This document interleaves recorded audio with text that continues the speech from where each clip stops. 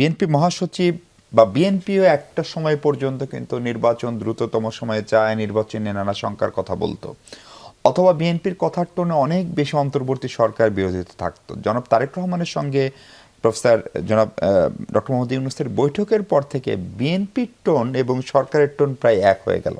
আজকেও দলের মহাসচিব বলছেন নির্বাচনের পরিবেশ তৈরি হয়েছে।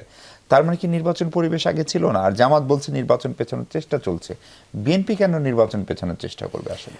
দেখেন, প্রথম আমি আপনাকে একটা কথা বলি, এটা আমি আগেও অনেক টকশোতে বলে এসেছি, যে এই সরকারের প্রতি বিএনপির ফুল সাপোর্ট ছিল, আছে এবং ভবিষ্যতেও থাকবে। কিন্তু একটা ধূম্রজাল বা ধোঁয়াশার মতো একটা সিচুয়েশন বা পরিস্থিতি হয়েছিল যে ইলেকশন নিয়ে কেউ কোনো কথা বলছিল না। সেই জায়গাটাতে একটু কনফিউশন অ্যারাইজ হয়েছিল এবং ওখান থেকে আপনার একটা প্রেশার অ্যাজ এ রেজাল্ট ইলেকশনে আসা, এটা পলিটিক্যাল স্ট্যান্স হতে পারে। কিন্তু বিএনপি কোনো সময় এই সরকারের বিরোধী ছিল না, কারণ বিএনপি খুব ভালো করেই জানে as a matured political party যে দেশের সার্বভৌমত্ব, রাজনৈতিক পরিস্থিতি সব কিছু বিরাজমান রাখতে হলে এই সরকারকে টেকসই করে রাখতে হবে, এই সরকারকে সাপোর্ট দিয়েই রাখতে হবে। গণতন্ত্রের দিকে হাঁটতে হলে এই সরকারকে সাপোর্ট দিয়ে যেতে হবে এবং বিএনপি সেটাই করেছে।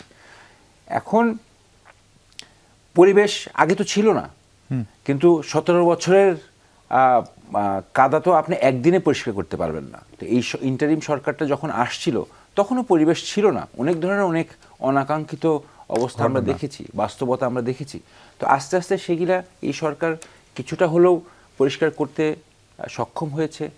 পুরাপুরি যে নির্বাচন হওয়ার পরিবেশ বিরাজমান আছে তাও না, কিন্তু অন্যত্র সময়ের তুলনায় নির্বাচনের একটা পরিবেশ আছে।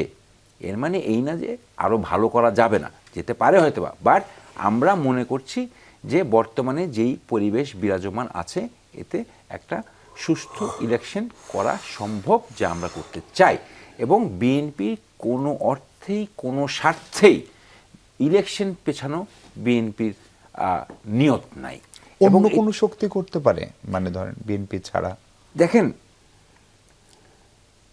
এই দেশে জাতীয়তাবাদ এবং গণতন্ত্র দুটা যদি একসঙ্গে থাকে তাহলে অনেকের জন্যেই জিনিসটা খুব কঠিন হয়ে যাবে।